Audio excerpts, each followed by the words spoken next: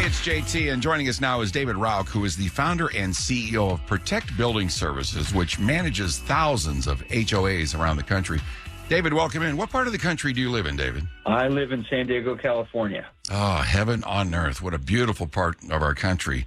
Well, I wanted to talk to you about the housing industry. As we both know, it's been a little crazy lately, and homeowners' value of their homes skyrocketed over the last couple of years. But before we jump into that and where we're headed in 2023, as the building service company and management company of a lot of HOAs around the country, are you pro homeowners associations in neighborhoods and condo situations? I'm pro HOA and condo associations because they give stability to people that want to live in an association that doesn't have a lot of changes to it. In other words, there's rules and regulations that spell out what paint colors you can use and whether you can park junkers out in the front of the street. So it's a good environment for most people. For some, it can be tough because of the politics. Yeah, and I hear good things about it, and I hear bad things about it. Some HOAs, people are told to, seriously, you got to change that ceiling fan on your front porch there. It's starting to dim a little bit, and it doesn't look as nice as we want it to look. So it's like, what? Get out of my neighbor. Get out of my place here. But on the other hand, I think they're good because it keeps people from putting refrigerators on their front porch, and it stops, folks from parking trucks in their front yard. So in that aspect, but they can get, pretty overreaching, can't they? Just like, government sometime overreaching. Absolutely, they can. But there is a solution there, and that is, two things. First, when you buy into a homeowners association, they have rules and regulations. They have governing documents called the CC&Rs, and they have meeting minutes from the past board meetings. So you can read those and kind of get a sense of the community that you're moving into. And secondly, if you're not happy with being told what to do, if you're being told to do irrational things, you can always run and get on the board and make the rules yourself. That's interesting you say that.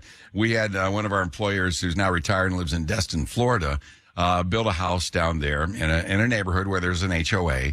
And there was some discussion on walls being built in the backyard, foundation walls to protect against the water streams that were there and the lake that was out back. And, he didn't like the way that things were going, so he ran to be on the HOA, and they made him president, so he got his way and fixed everything the way he liked it. So, all right, well, let me ask you about what's going on here with the new home market. It's slowed significantly due to the increase of all these interest rates over the last, 6 months, I guess, when the Fed started trying to curb inflation and get the economy to slow down. Does the stalling of these new home sales bode well for rentals and evictions?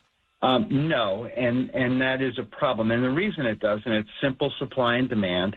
Builders, all the major home builders in the United States have now vastly slowed their production. And home builders typically build between 500,000 to 1 million homes a year. And so, they've already started laying off employees. They've started canceling land deals. So the new home market has stalled. And it's only going to get worse because interest rates are going to continue to go up, according to the Fed, for the next maybe 6 months. So it's going to get worse. So it's not a good situation. Again, simple supply and demand. Yeah. More houses you have, the more rentals, the more the cost of housing goes down, both purchasing and rentals. Well, we just wrapped up Christmas. We're right in the middle of the holidays here. During the holidays, do evictions tend to slow down? Actually, typically, they slow down during the holidays, but you've got to remember during the pandemic, there were 2 years of a moratorium, both state and federal moratoriums in many states, but in the country. And when that happened, there were no evictions. And typically there are 3.6 million evictions a year. And that's a lot of evictions. Wow. And so when those 2 years of moratorium went into place, all those evictions didn't occur. So now, with the moratoriums being lifted last year, there are more evictions than normal. So I guess 2023 is going to bring us another ramp up kind of back to normal on those evictions. Once we get past the new year, do you anticipate they're going to pick right back up? Yeah, evictions are going to continue to increase.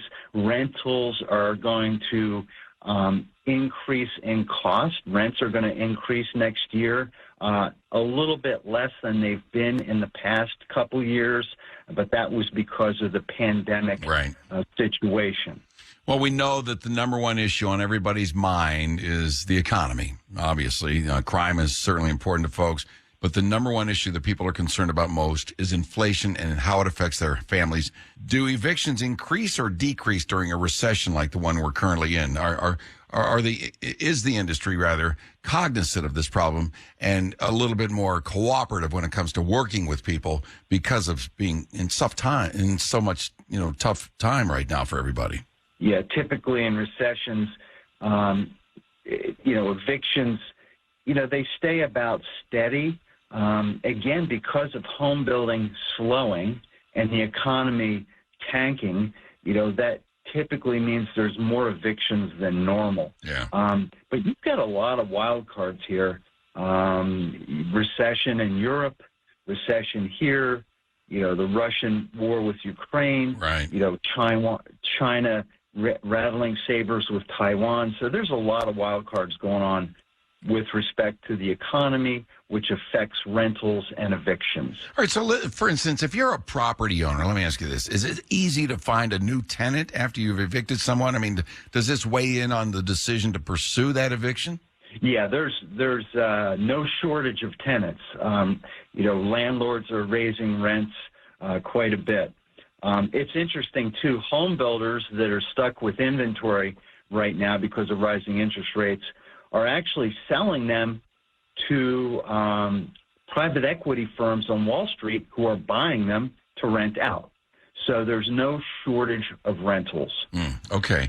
Well, I used to own a home in Greenville, South Carolina before we moved to Alabama, and we held on to that home there when we left for about a year and rented it. And luckily, I got a good tenant. But I'm imagining that there's some pretty bad eviction horror stories trying to get people out if they're not paying rent. Can you share a story of an eviction horror story with us? You're going to find 10 to 20% of all your renters to be difficult, having a hard time making rent. And there's 65 million renters in this country. That's a lot of renters. Yeah. And there's a lot, I've heard stories about, nightmares.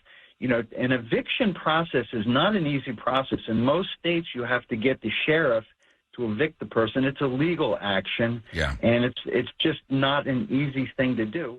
And so landlords do not want to have those problems. They want it nice and easy. David, what advice can you give to renters who might be subject to evictions after an eviction? How easy is it to find housing?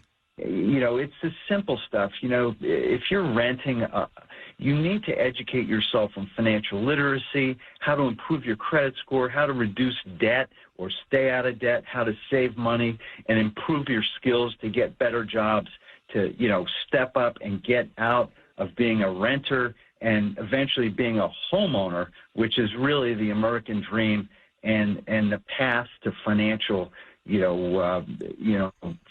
bettering your life. Right. And basically, it's the simple stuff. Great information. David Rauch, the founder and CEO of Protect Building Services, which manages thousands of HOAs around the country.